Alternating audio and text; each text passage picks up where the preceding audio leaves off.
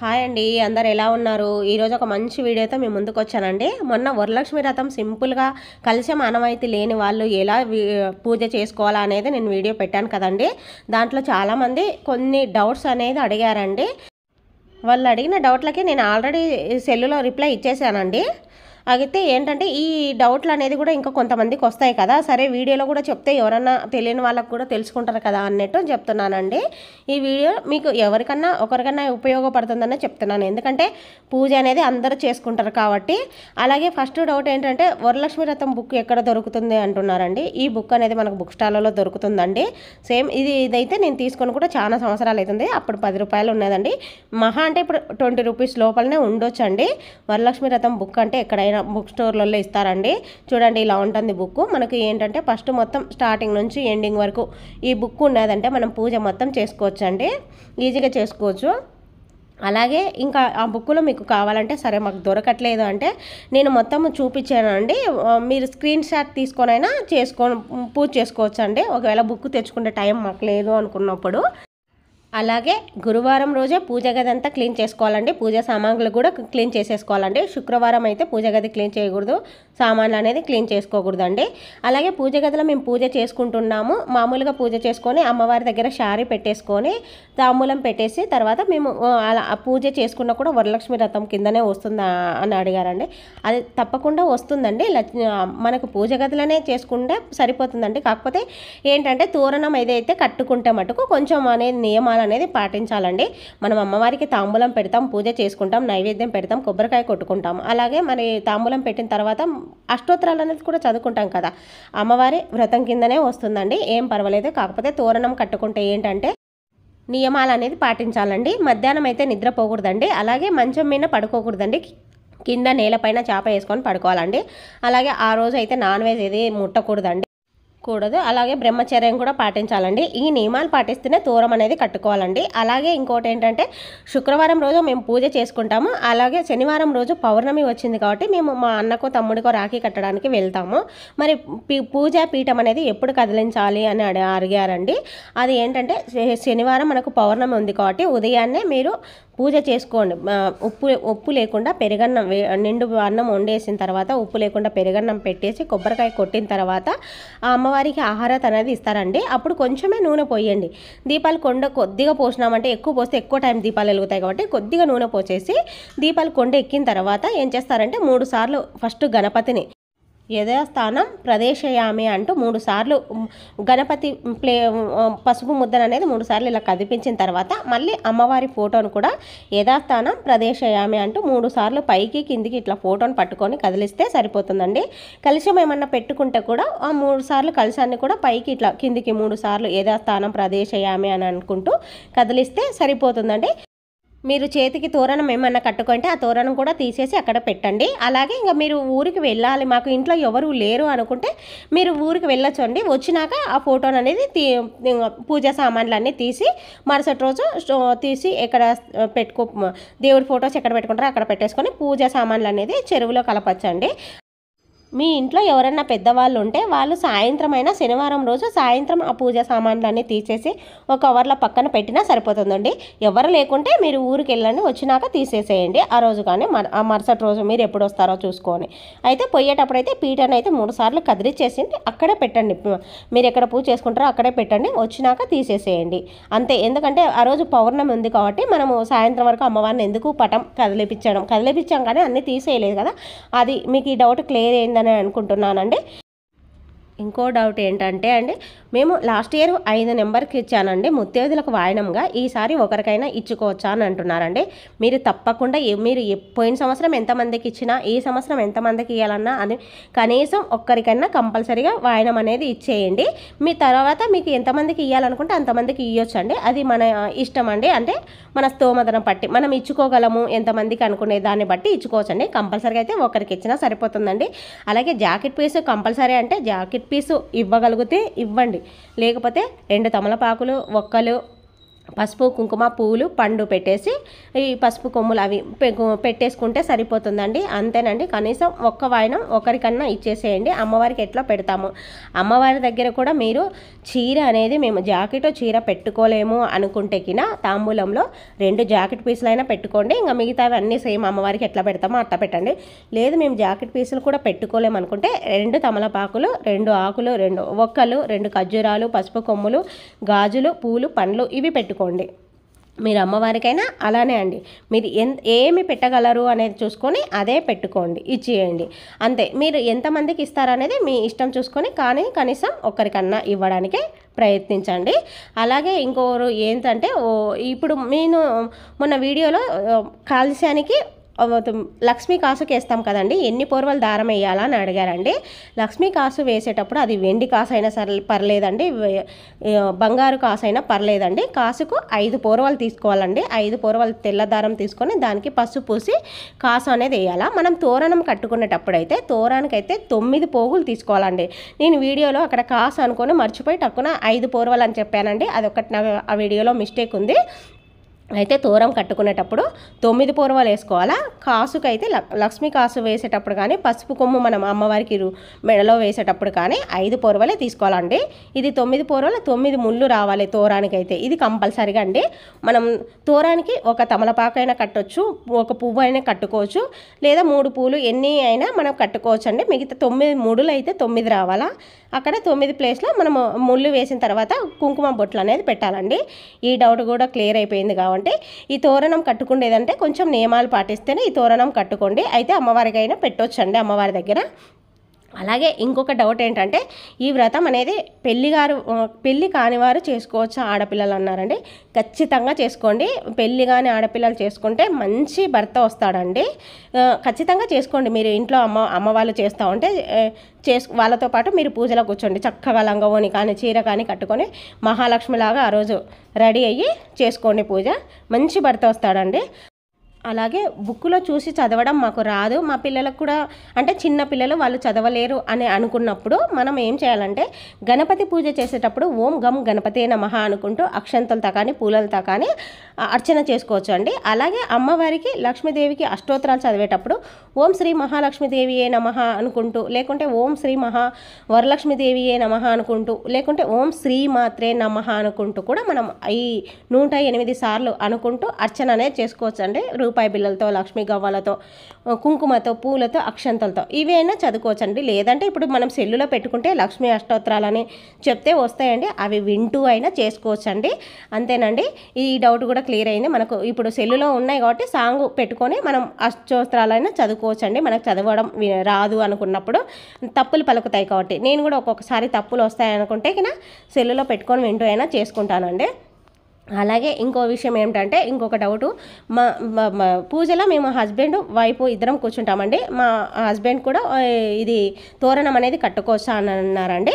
ఇది తోరణం అనేది ముత్తైదులే కట్టుకుంటారు, అంటే ఆడవారే కట్టుకుంటారు. ఇప్పుడు మనకు అమ్మవారి దగ్గర ఒకటి పెడతాం, మనం పూజ చేసుకునేది మనం కట్టుకుంటాం, ఒక ముత్తైదులకు ఇస్తామండి. మీ భర్తకైతే అవసరం లేదండి తోరణం, మామూలుగా ఆయన పూజలో అయితే కూర్చోవచ్చండి. ఈ డౌట్ క్లియర్ అయిందని అనుకుంటున్నాను. ఇంకొక డౌట్ ఏంటంటే రూపాయి కాయిన్స్తో మనం పూజ చేసుకోవచ్చా అని అడిగారండి. ఖచ్చితంగా రూపాయి బిళ్ళలతో అమ్మవారికి ఆ రోజు అర్చన అనేది చేసుకోవాలండి. రూపాయి బిళ్ళలతో అంటే మనం ఇలా సౌండ్ అనేది చేస్తూ ఉంటే అమ్మవారికి చిల్లర, శ్రీ మహాలక్ష్మి అంటారండి, చిల్లర సౌండ్ అనేది మనం అర్చనతో ఆ సౌండ్కి అనేది అమ్మవారు గల్లు గల్లనే వస్తుంటుందండి. మీరు ఖచ్చితంగా చేసుకోండి, అర్చన చేసుకోండి. లేదంటే ఒక గిన్నెలో రూపాయి బిళ్ళలు కానీ అలా పక్కన గిన్నెలో పెట్టినా సరిపోతుందండి అమ్మవారి ముందర, లేదా దానితో అర్చన అనేది చేసుకోవచ్చండి. అలాగే లక్ష్మీ గవ్వలతో, గోమతి చక్రాలతో, చిట్టి గాజులతో ఇవి మన దగ్గర ఉంటే కంపల్సరీగా వాటితో చేసుకోండి. అవి మంచిగా ఏంటంటే ముందు రోజు గురువారం రోజే వాటిని పసుపు నీళ్ళతో క్లీన్ చేసేసుకొని మంచిగా ఆరబెట్టుకొని మనం పూజకు అనేది శుభ్రం చేసుకొని పక్కన పెట్టుకోవాలండి. తర్వాత పూజ అయిపోయినాక మళ్ళీ వాటిని క్లీన్ చేసేసి మరి స్టోర్ చేసుకొని పెట్టుకుంటే మళ్ళీ ఎప్పుడైనా పూజలకు వాడుకోవచ్చు అండి. అలాగే కుంకుమతో మనం అర్చన చేసుకుంటే ఆ కుంకుమ అనేది మనం ఒక డబ్బాలో స్టోర్ చేసుకొని పెట్టుకుంటే ప్రతిరోజు అది కుంకుమ మనం నుదుటనని పెట్టుకోవచ్చు అండి. పిల్లలు పెట్టుకోవచ్చు, ఇంట్లో ఎవరైనా మగవారైనా పెట్టుకోవచ్చు, ఎవరైనా పెట్టుకోవచ్చు అండి. అది మనం ప్రతిరోజు పెట్టుకోవడానికి పనికొస్తుంది ఒక డబ్బాలో స్టోర్ చేసుకొని పెట్టుకుంటే. అలాగే ఇంకొకటి ఒకటి ఏంటంటే మనం పీట పైన వేసిన వస్త్రం, పీట పైన వస్త్రం వేసి దాని మీద బియ్యం అనేది పోసాం కదండి, అమ్మవారి ఫోటో కింద పెట్టినవి ఆ బియ్యాన్ని ఏం చేయాలన్నారండి, అవి మనము పరమాన్నంగా అయినా వండుకోవచ్చు అండి. ఆ బియ్యాన్ని లేకపోతే మామూలుగా మనం నాన్ వెజ్ తినప్పుడు రైస్ వండుకొనైనా తినొచ్చండి. తర్వాత అమ్మవారి ఫోటో పక్కన నీళ్లు పెట్టాం కదండి, ఆ చెంబులో నీళ్ళు ఏం చేయాలా అని అడిగారండి. ఆ చెంబులో నీళ్ళు అనేది మనం చెట్ల మొదట్లో వేసుకోవచ్చండి. కలశం అనేది పెట్టుకుంటే కింద మామూలు కొబ్బరికాయ పెట్టేసి కలశం పెట్టుకుంటాం కదండి, ఆ కలశంలో నీళ్ళు అయితే మటుకు ఆ కలశంలో పెట్టిన మామిడి ఆకులన్నా తమలపాకులన్నా పెడతాం కదండి, దాంట్లోనే తీసుకొని కలశం నీళ్ళంతా మనం తీర్థంగా స్వీకరించుకొని ఇంట్లో అందరము మొత్తం ఇళ్ళంతా చల్లేసేయాలండి. నీళ్ళతో ఇళ్ళంతా చల్లేసిన తర్వాత మిగిలినవి చెట్ల మొదట్లో వేయండి, అంతేగాని షింకులో అలా వేయొద్దండి. కలశంలో నీళ్ళు మనం ఇళ్ళంతా చల్లుకుంటే ఇంట్లో ఏమన్నా మంచి జరుగుతుందండి, ఏమన్నా నెగిటివ్ ఎనర్జీ ఉంటే కూడా పోతుందండి. ఇది గుర్తుపెట్టుకోండి. తర్వాత ఇంకొక డౌట్ ఏంటంటే అమ్మవారి ఫోటోను సపరేట్గానే పీఠం పెట్టుకోవాలా, ఇంట్లో ఉన్న అందరి దేవుళ్ళతో కలిపి పెట్టుకోవాలా అని అడిగారండి. మీకు పూజ గదిలో ప్లేస్ ఉంటే పూజ గదిలోనే అమ్మవారి ఫోటో మనం మధ్యలో పెట్టుకొని పూజ చేసుకోవచ్చండి. మాకు పూజ గది చిన్నగా ఉంది అనుకునే వాళ్ళకే పీఠం పక్కన పెట్టుకొని, ఎందుకంటే నైవేద్యాలు పెట్టుకుంటాం, అవన్నీ పెట్టుకోవడానికి ప్లేస్ ఉండదని పక్కన పీఠం అనేది ఏర్పాటు చేసుకుంటామండి. మాకు వద్దు అనుకుంటే పూజ గదిలో ప్లేస్ ఉంటే పూజ గదిలోనే చేసుకోండి, అంతేనండి. ఇది డౌట్ పడాల్సిన అవసరం లేదు, మన ప్లేస్ని బట్టి మనం చేసుకోవచ్చండి. అందరి దేవత పెట్టుకొని పూజ చేసుకోవచ్చండి, తప్పులేదు. ఇంకో డౌట్ ఏంటంటే మనం శుక్రవారం రోజు పూజ గదిలో నుంచి అమ్మవారి ఫోటోను తీయవచ్చా, సపరేట్ పీఠం పెట్టుకుందాం కదా అక్కడ పెట్టుకోవడానికండి. అదైతే ఆ రోజు తీయకూడదండి, శుక్రవారం కదిలేయకూడదు. మనము గురువారం రోజు పూజ గది క్లీన్ చేసుకుంటాం కదండి, దేవుడు పటాలు కూడా క్లీన్ చేసుకుంటాం కదా, అప్పుడే మీరు ఫోటో పండగ రోజు శుక్రవారం మీరు పూజ ఎక్కడ చేసుకుంటారా అనుకుంటారా అక్కడ పీఠం పెట్టేసి ఆ ఫోటోను అనేది అక్కడ పీఠం దగ్గరే పెట్టేయండి, సరిపోతుందండి. ఇంకొక డౌట్ ఏంటంటే మీరు పసుపు గణపతిని చూపించారు కదా, నా దగ్గర అయితే విగ్రహం లేదండి. నేను అమ్మవారిని పసుపు ముద్ద రూపంలో పూజ చేసుకోవాలనుకున్నాను. మీరు ఇప్పుడు గణపతిని చూపించారు కాబట్టి నేను పూజ ఎలా చేసుకోవాలని డౌట్ అడిగారండి. మీరు కంపల్సరీగా 2 ముద్దలు అనేది చేసుకోండి. సేమ్ పసుపు గణపతిని ఎట్లా చేస్తామో అట్లా గౌరమ్మను కూడా చేసుకోండి. అయితే పసుపు గణపతికి తలపైన బొట్టు పెట్టాలండి, గౌరమ్మకి నుదుటిన బొట్టు పెట్టి చుట్టూ పెట్టుకోవచ్చండి. ఇది గుర్తుపెట్టుకోండి. తలపైన గణపతికి తలపైన బొట్టు పెడితే ఆయన గణపతి స్వరూపం, అమ్మవారికి నుదుటిన బొట్టు పెట్టి చుట్టూ 3 బొట్లు పెట్టిన ఆమె గౌరమ్మ స్వరూపం అండి. మీరు ఇప్పుడు ముందుగా గణపతి పూజ చేసుకున్న తర్వాత అమ్మవారికి గౌరమ్మ రూపంలో లక్ష్మీదేవి అమ్మవారిని పసుపు గౌరమ్మ రూపంలో కూడా పూజించుకోవచ్చండి. మీరు పక్కన 2 తమలపాకులు పెట్టుకొని ఒకటే ప్లేట్లో అమ్మవారిని పక్కన ఇద్దరిని అక్కడే పెట్టుకొని పూజ చేసుకోవచ్చండి. మీ డౌట్ క్లియర్ అయింది అనుకుంటున్నానండి. ఇంకో డౌట్ ఏంటంటే పసుపు గౌరమ్మని చేసినాం కదండి, పసుపు గణపతిని కూడా చేసినాం, అది ఏం చేయాలా అని అన్నారండి.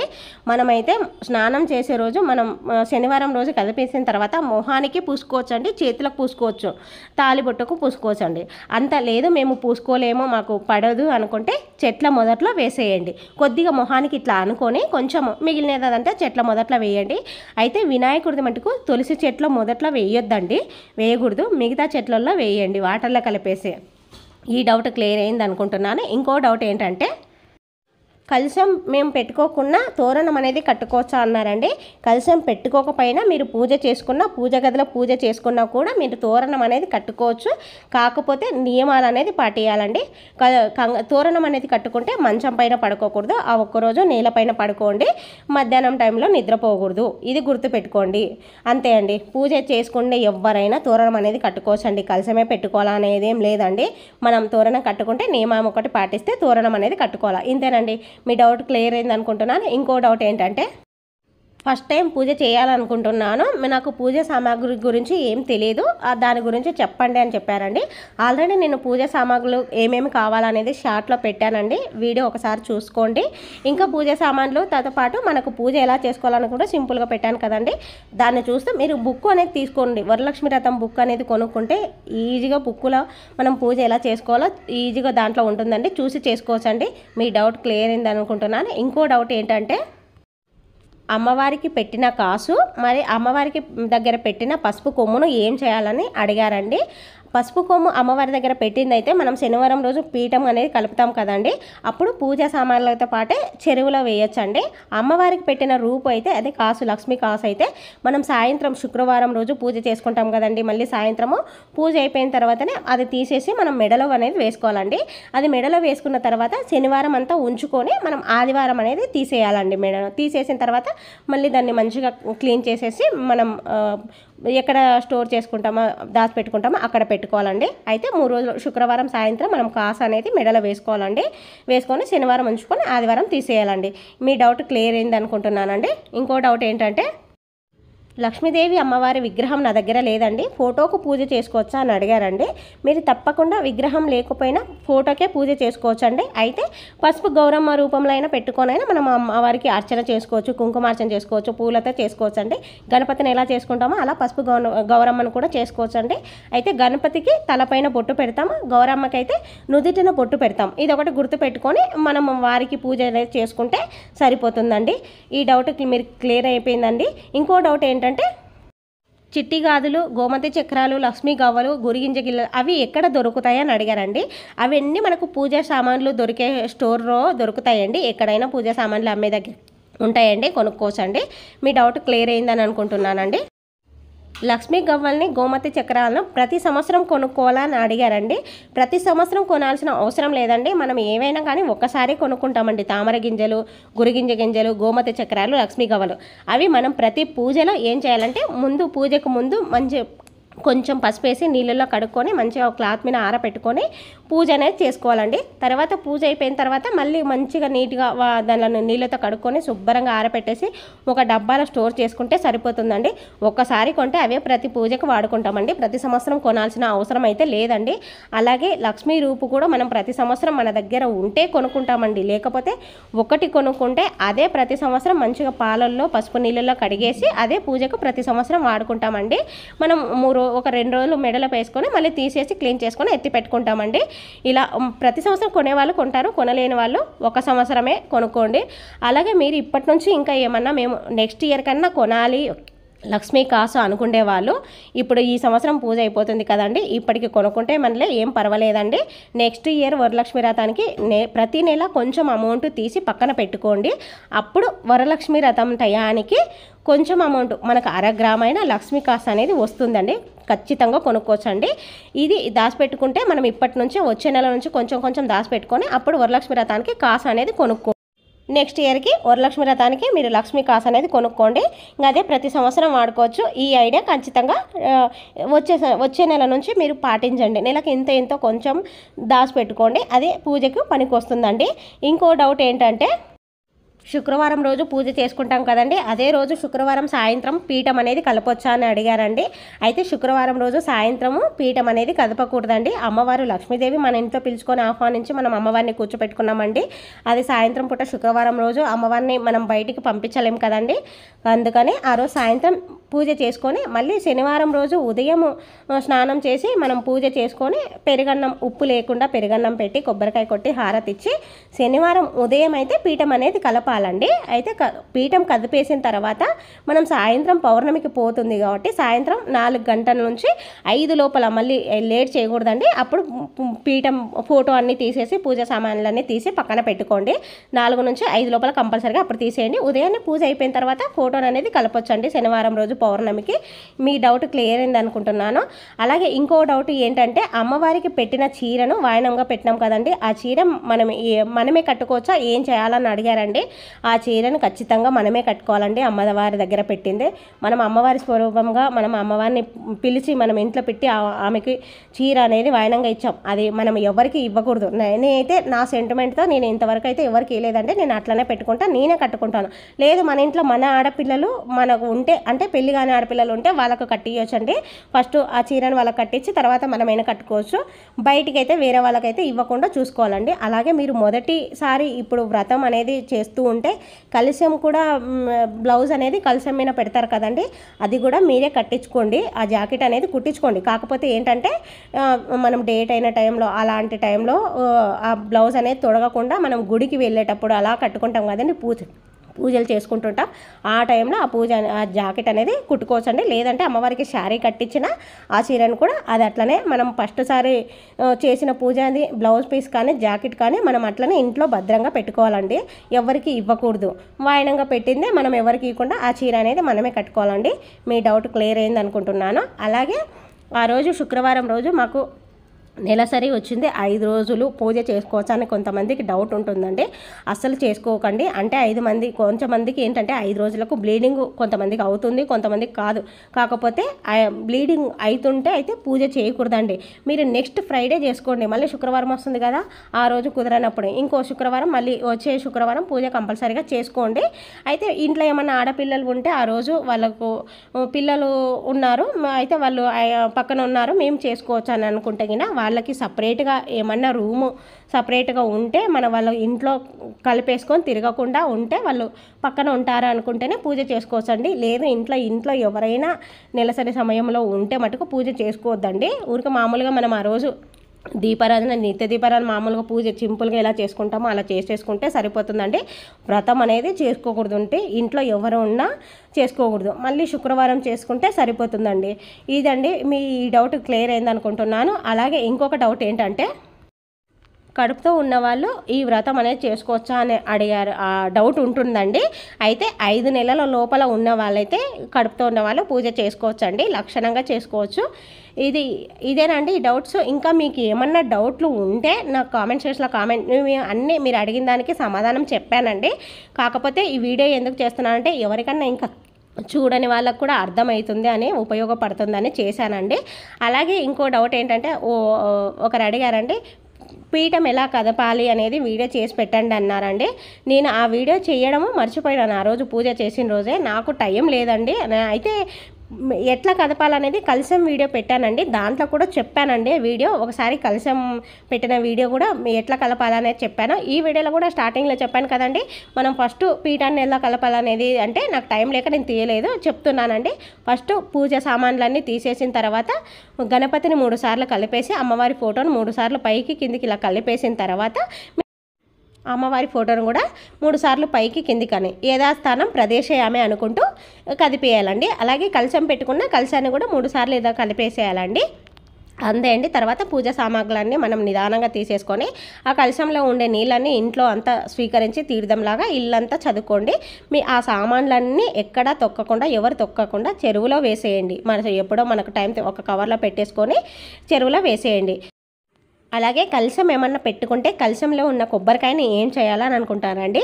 మీరు ఇంటికి కట్టుకోవాలంటే పీసు తీయని కొబ్బరికాయ తీసుకొని వచ్చి అదే మనం కలశం మీద బ్లౌజ్ వేసి ఉంటాం కదండి, ఆ జాకెట్ పీసులోనే పెట్టేసి మూట కట్టుకొని ఇంట్లో వాకిలికి లోపలి వైపే కలశానికి వాకిట్లో కట్టుకోండి.